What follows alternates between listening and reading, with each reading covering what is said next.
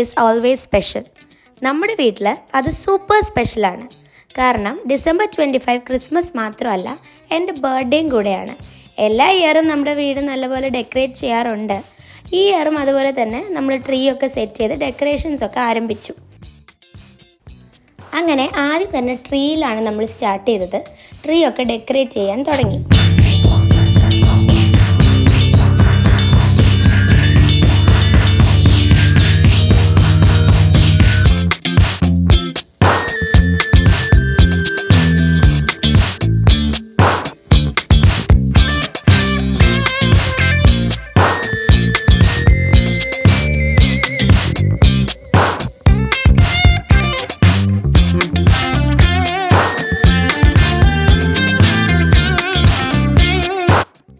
അങ്ങനെ ട്രീ ഒക്കെ ഡെക്കറേറ്റ് ചെയ്ത് കഴിഞ്ഞ് നേരെ സ്റ്റെയർ കേസിലേക്കാണ് പോയത്.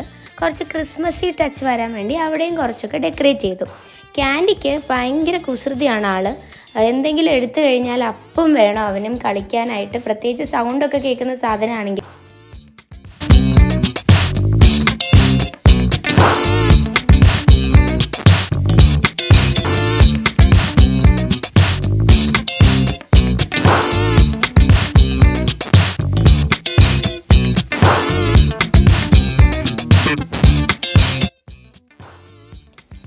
വീടൊക്കെ അങ്ങനെ ഏകദേശം ഡെക്കറേറ്റ് ചെയ്തു.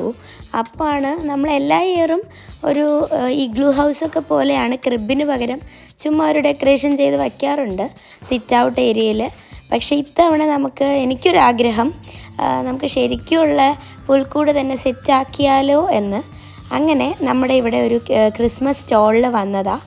കാർഡ്ബോർഡൊക്കെ മേടിച്ച് അത് വെച്ച് ഒരെണ്ണം ചെയ്യാമെന്ന് വിചാരിച്ചിട്ട് അതൊന്നും നടന്നില്ല. ഒരു ബേസ് നമുക്കുണ്ടെങ്കിൽ ബാക്കി ചെയ്യാൻ എളുപ്പമാണല്ലോ.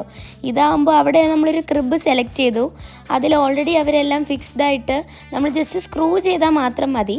അങ്ങനെ അവരെന്താ ചെയ്യേണ്ടതെന്നൊക്കെ എക്സ്പ്ലെയിൻ ചെയ്ത് തന്നു.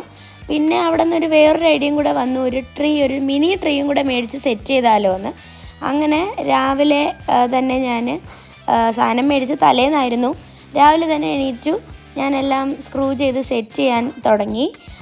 അതിൻ്റെ കൂടെ ഇതൊരു കുഞ്ഞ് പുൽക്കൂടല്ലേ, അതുകൊണ്ട് അതിൻ്റെ തൊട്ടടുത്തൊരു മിനി ട്രീയും കൂടെ വച്ചാലോ എന്ന് പെട്ടെന്ന് ഐഡിയ തോന്നി വാങ്ങിച്ച ട്രീയാണ് അത്.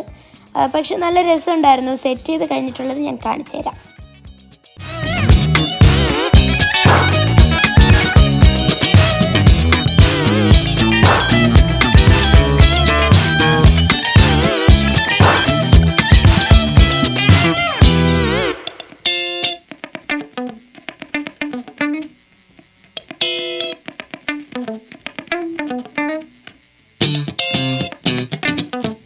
ഇത് ആക്ച്വലി ഒരു തട്ടിക്കൂട്ട് ക്രിബാണ്.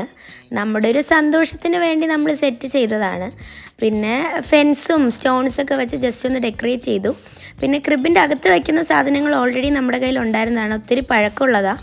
അങ്ങനെ നോക്കിയപ്പോഴാണ് നമ്മുടെ ജീസസ് ബേബി കുറച്ച് ഡാമേജായി.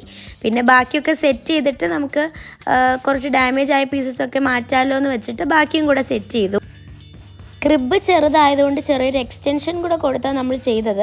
അങ്ങനെ ഏകദേശം അതൊന്ന് റെഡിയായി.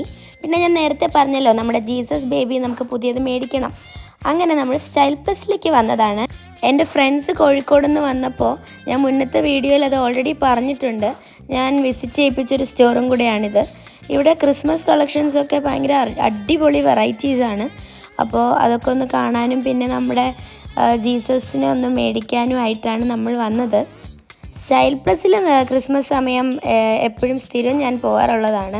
വെറുതെ ഒന്നും മേടിച്ചില്ലേ പോലും ഞാൻ പേഴ്സണലി ഭയങ്കര ഹാപ്പി ആവും ഇങ്ങനത്തെ സ്റ്റോറൊക്കെ വിസിറ്റ് ചെയ്യുമ്പോഴത്തേനും.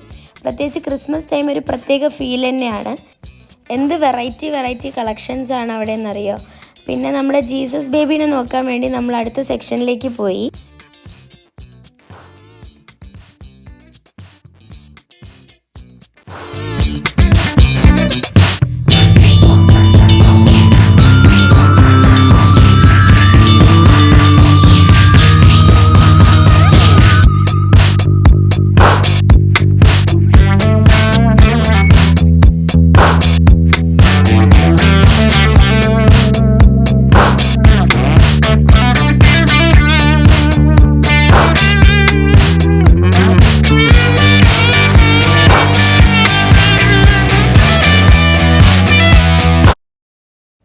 ഈ ക്രിബ് കണ്ടോ, നല്ല വെറൈറ്റി ആയിട്ടൊരു സാധനം.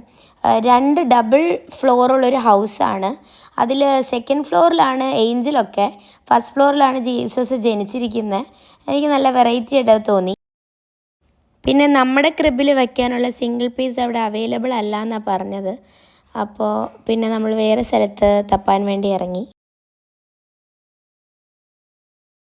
ചെറുതായിട്ടൊന്ന് നമ്മൾ കൗച്ച് ഏരിയയും ഒന്ന് മേക്ക് ഓവർ ചെയ്തായിരുന്നു.